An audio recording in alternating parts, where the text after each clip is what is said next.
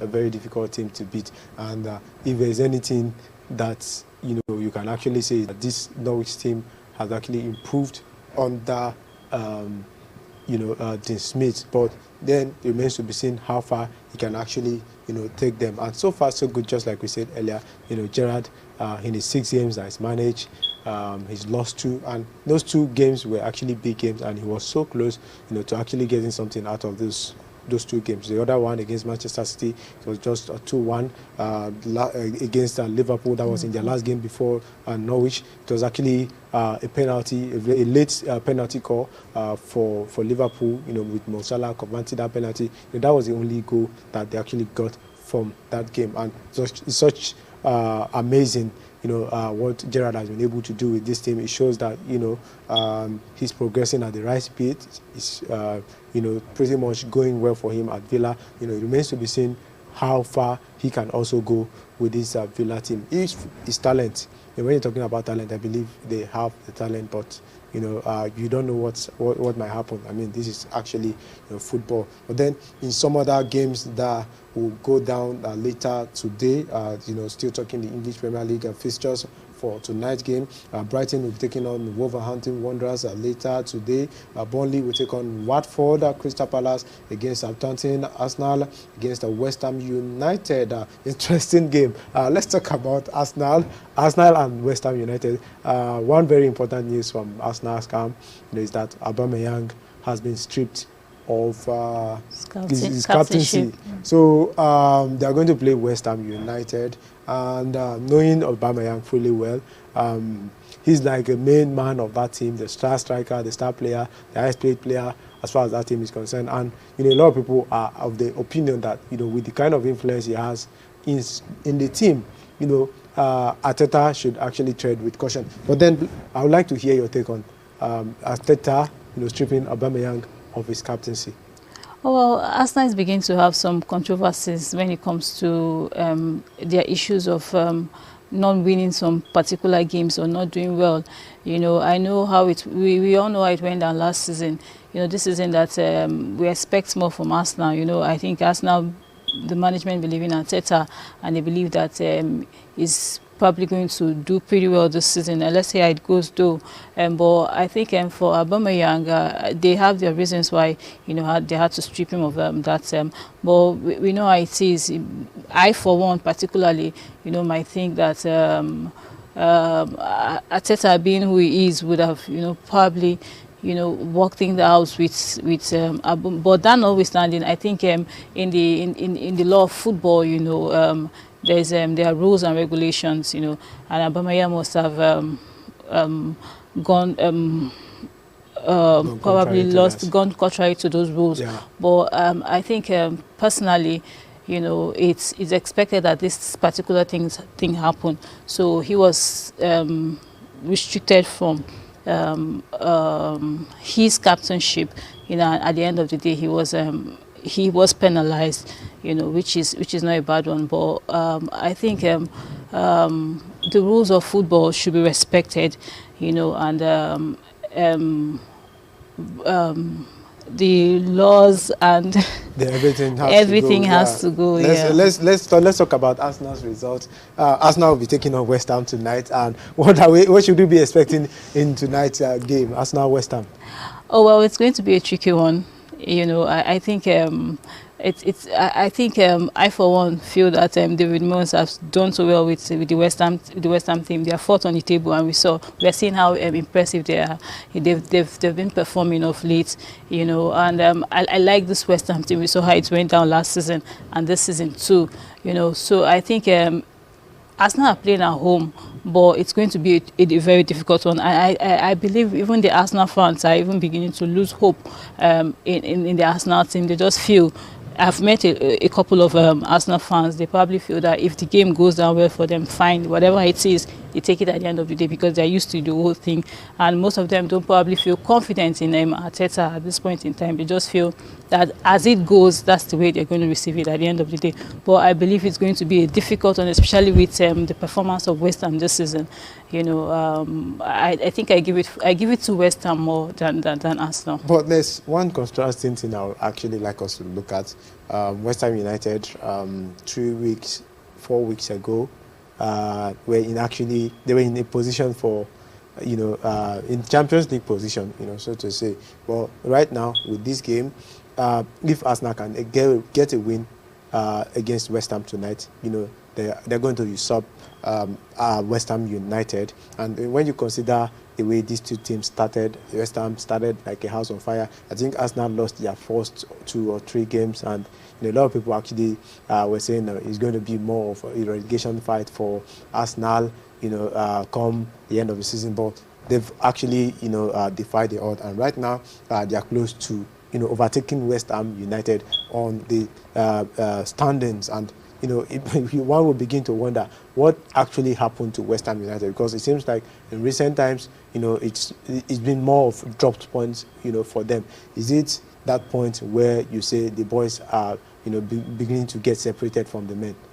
Oh, well, I think West Ham will continue to stay strong. I believe in the coach in David Moss, no doubt about it. I know they lost their last game against Dynamo Zagreb, in the Europa League, and they're still top Group H in that particular one. But that notwithstanding, they're playing against an opposite bigger club. Yeah. So I think they will look forward to making a greater impact in this one. I want to believe that Arsenal have been trying so much to, at least compensate for last season.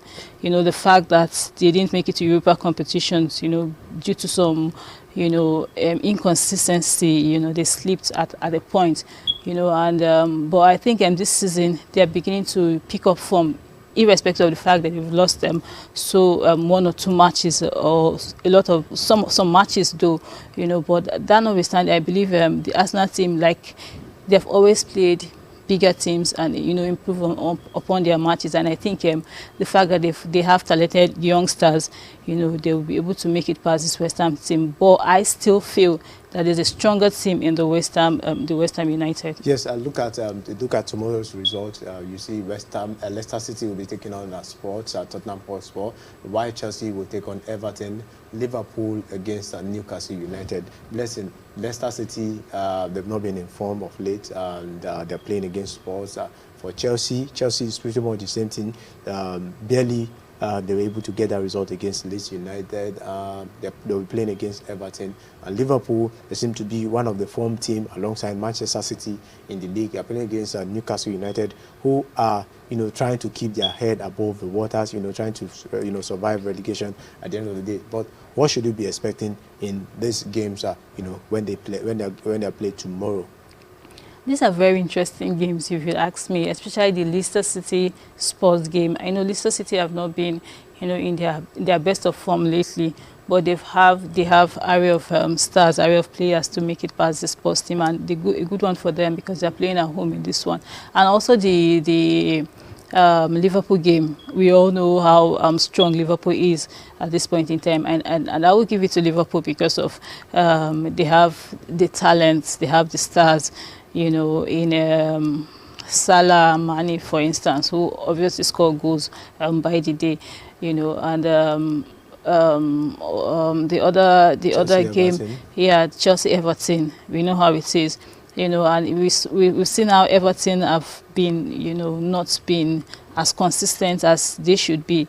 And Chelsea also, although they have a lot of issues with some injured players, but I still believe that the Chelsea team has this fighting spirit, especially the coach, who is not taking chances in this one, and for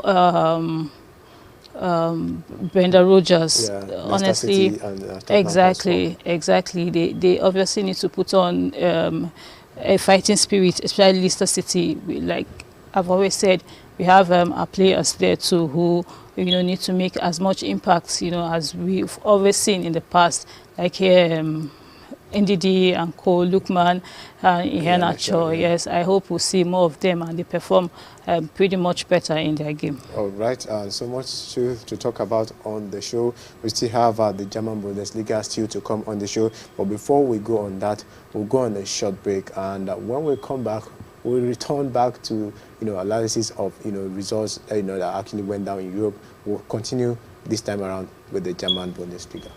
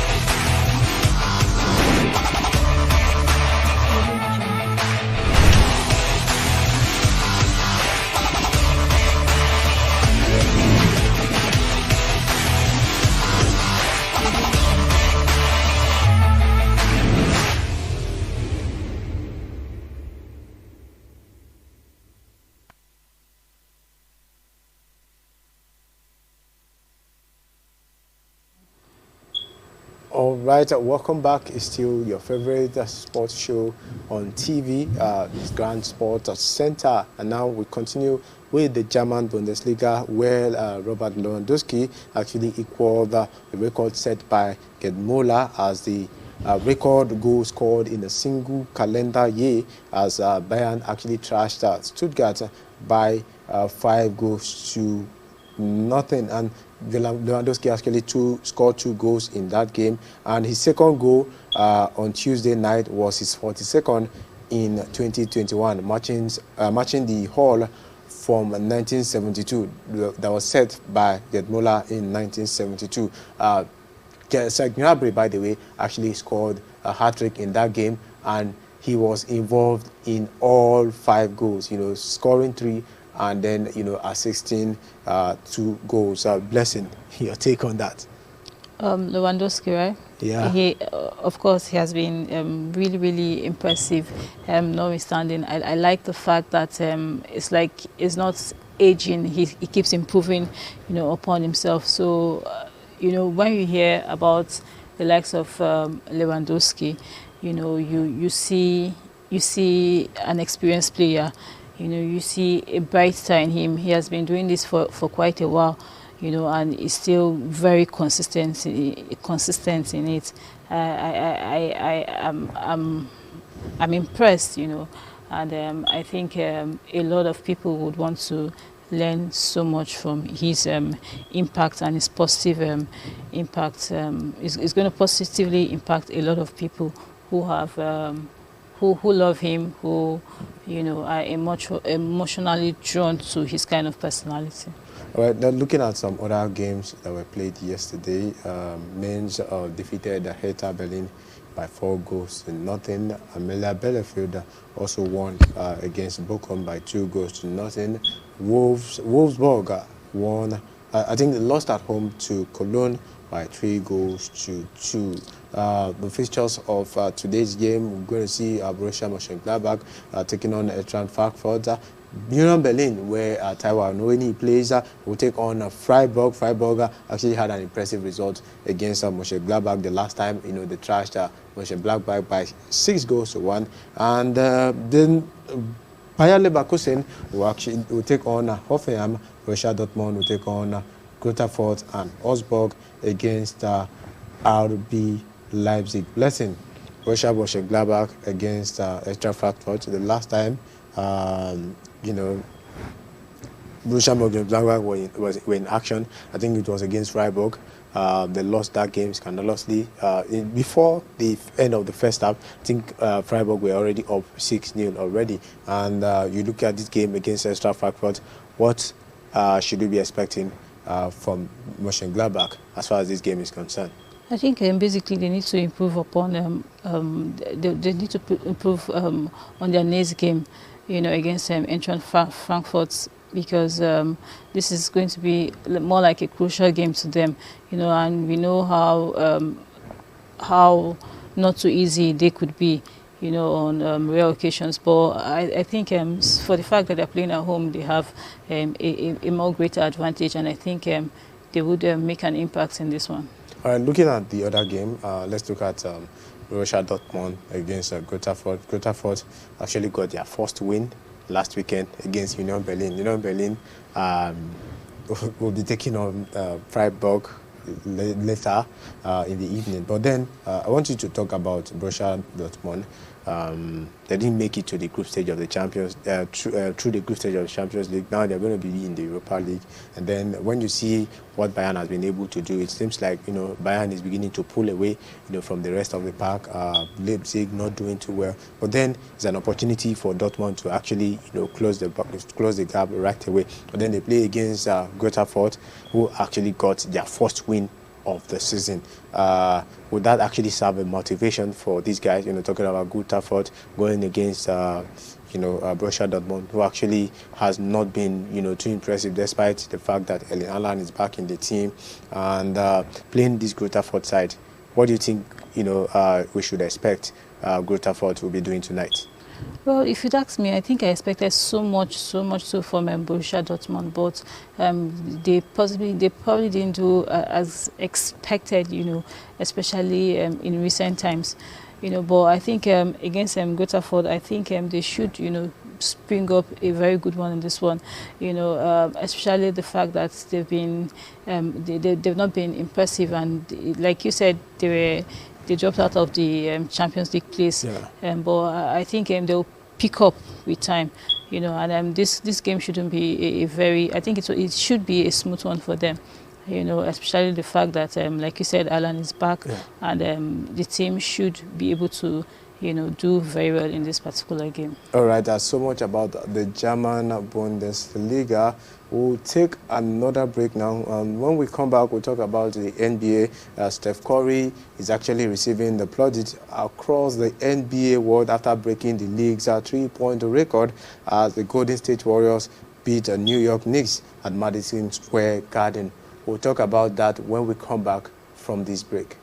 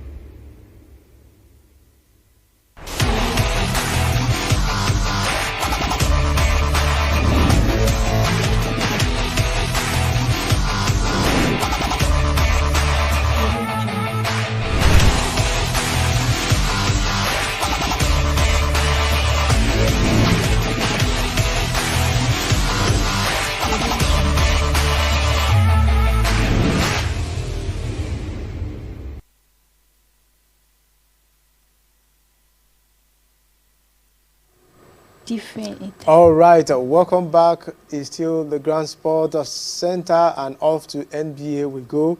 Steph Curry has actually broken the record that we've all been waiting for him to break. Actually, a record set by Ray Allen, of 2,973. 3-pointers, set by Ray Allen, and in recent times we've all been waiting for him to do that. And yesterday, Steph Curry was able to get over that line. He now has 2,974 3-pointers. He made it. He made 5 3-pointers in all on the night, and it's actually good, coming from Steph Curry, we've all been waiting for that blessing. We know that it's actually a matter of time, even when it seems like it was not going his way. It was only a matter of time that Steph Curry will eventually get his record. And on that night, he actually got his record. And a lot of people have actually come out to tweet, congratulating him and all. And as they got, I think they won against the New York Knicks 105 to 96 points. But the whole win was actually covered, by the news that Steph Curry has broken that record. But blessing, what's your take on that? Steph Curry has been exceptional so far, so good this season. Yes, I'm happy for Steph Curry. The 30-year-old guy has been impressive. He just needed this game to just get that record, and he obviously did at the end of the day. I'm happy for him. The fans of his, everyone is happy.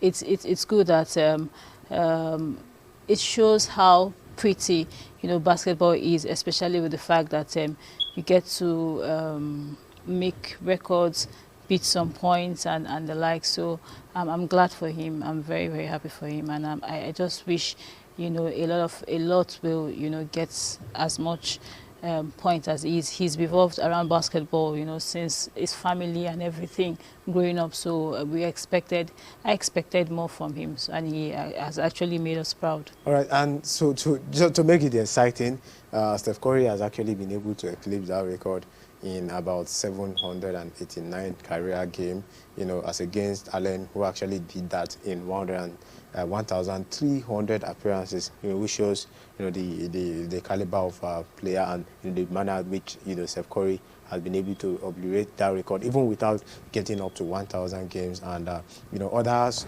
in that regard, who have been able to score up to 2,000 three-pointers includes Reggie Miller, who held the three-pointers record of 2,560 before Allen actually broke it. And then we have the Tuesday's win in the Western Conference. As far as the NBA is concerned this season, you now have 23 wins and 5 defeats this season for the Golden State Warriors. What a season they're having. Golden State, coupled with all the achievements Steph Curry has been able to make, on their own, they're still making that stride. There's not just Steph Curry who is doing it. We also have Jordan Poole, who is also helping alongside. So it's all about the team, but one man is actually standing out. But then, what's your take on performance of Golden State Warriors this season? Well, I think, like you said, it's basically as a team. They all made it as a team, and Golden State Warriors, has been, impressive in the NBA, no doubt about it. And we are celebrating a man in Steph Curry, who happened to have made history at this point in time. When I was watching their game against the New York Knicks, I saw how he was so excited. He hugged his father, Dell, and it shows how much this has been. It has been in their mind for long. Steph Curry has always wanted to, at a point he said he was going to beat his chest and said he's going to, make that record. At the end of the day, we are all seeing it happen.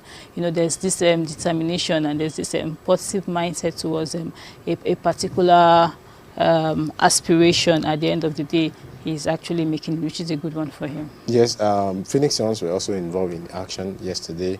They are still second as far as the Western Conference is concerned. They won 111 to 107 points. It's actually an overtime win over the Portland Trailblazers, while Brooklyn Nets also needed an overtime, to earn a 131 to 129 point win at home to Toronto Raptors. Durant registered at 34 points, 13 rebounds and 11 assists for the Nets. He came back from an 11-point deficit on that night without 7 players, talking about James Harden and some of their key players not in this game. So you can imagine the importance of this result. You don't get to use some of your key players, including James Harden, and they were still able to win. So what's your take on that also? Well, I, for one, have personally missed a lot of basketball stars, especially James Harden. I mean, this COVID-19 situation have really torn a lot of people, and a lot of players are not able to play the game, and a lot of fans like me, for instance, you know, have missed a lot of players, and we are not possibly enjoying the game of basketball as we should, you know, and it's really affecting the game per se. And we like you talked about the Nets, you know, particularly, who have missed a lot of players. You know, this really will affect their game, you know, personally. But I for one, think that even with the fact that these players are not available, I think they could, you know, possibly make use with the array of stars they have around, you know, and try to play the game of basketball. And, you know, for the fact that they have people who are backing them and a lot of support, you know, just play the game of basketball and try to make a mark at the end of the day. Yes, still on basketball. This time around, we just like to break it to you. It's actually something like we'd like you to hear. The NBA Africa has actually named a Nigerian, Bemisola Abudu, as the vice president and country's head. That's she's going to head that the Nigerian NBA, you know, Africa, where the league will open its third office on the continent. You're talking about NBA trying to expand its franchise in Africa, and this time around they are bringing it to Nigeria in 2022, and a Nigerian will actually be the vice president who will be piloting the affairs of the NBA Africa as far as Nigeria is concerned.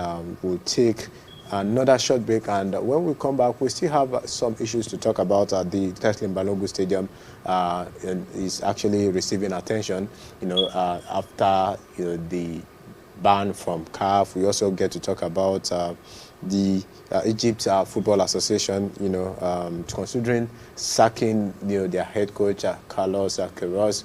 So much to talk about when we come back from this short break.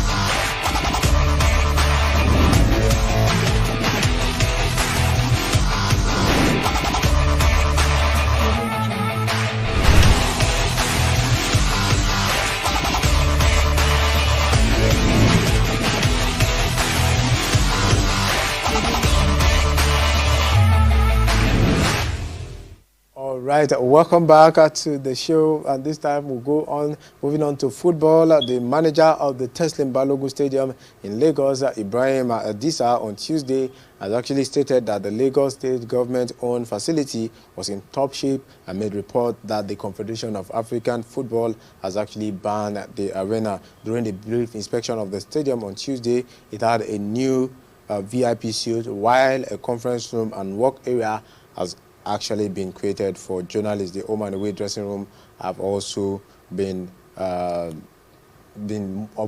to international standard. Blessing, I would like to talk about that.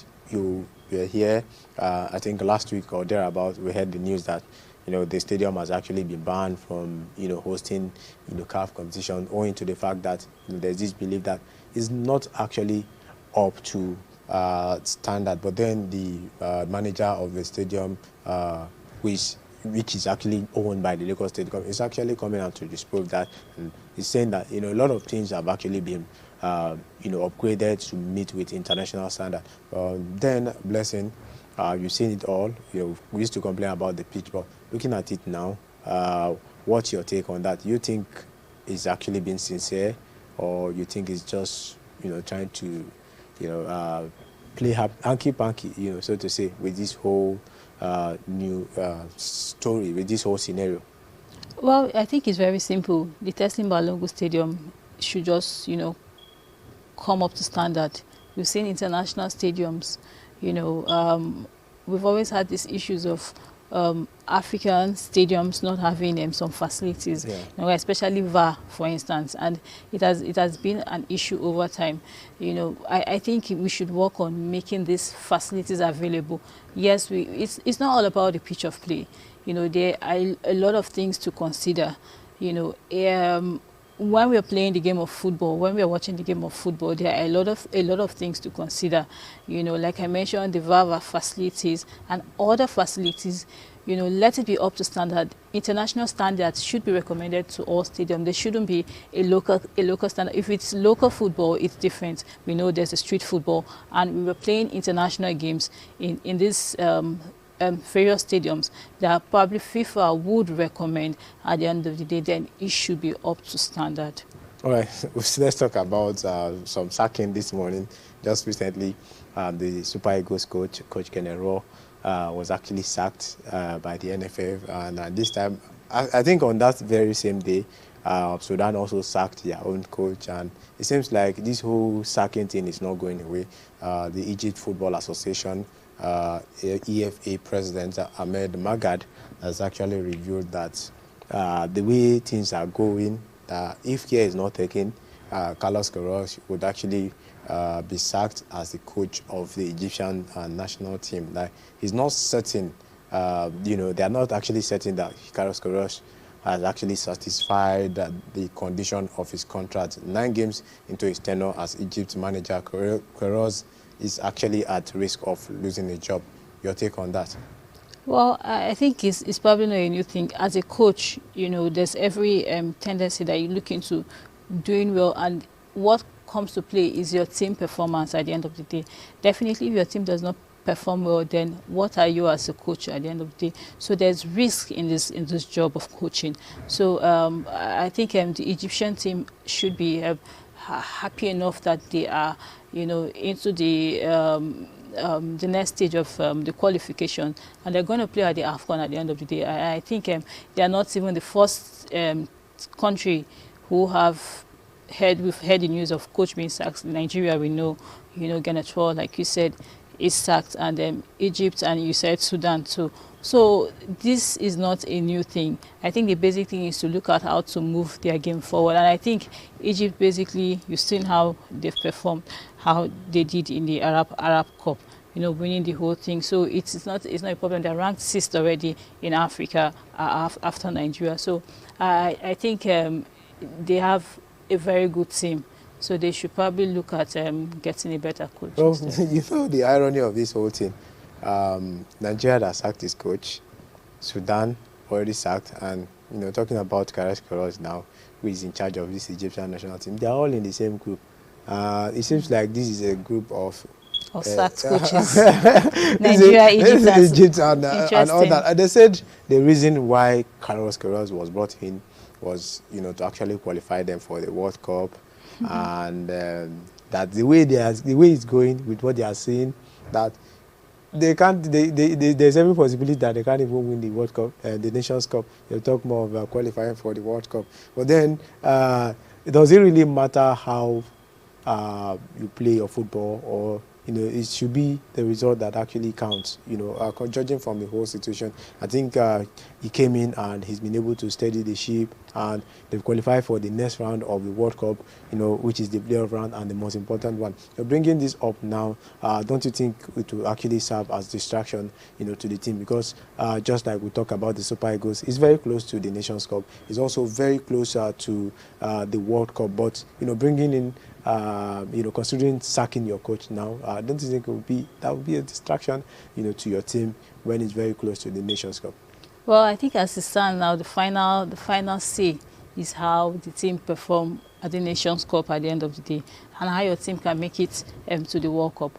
But that notwithstanding, I think at the end of the day, if they possibly feel that the coach cannot make it, past the stage, then what's the use of him being, in the team? And I for one feel that no matter the coach, or should it be an interim coach, or whoever is taking over the job, should be able to, if they have a very solid team, at the end of the day, I think the basic thing for me is the team, because they are the one that will play the game, at the end of the day, and make an impact.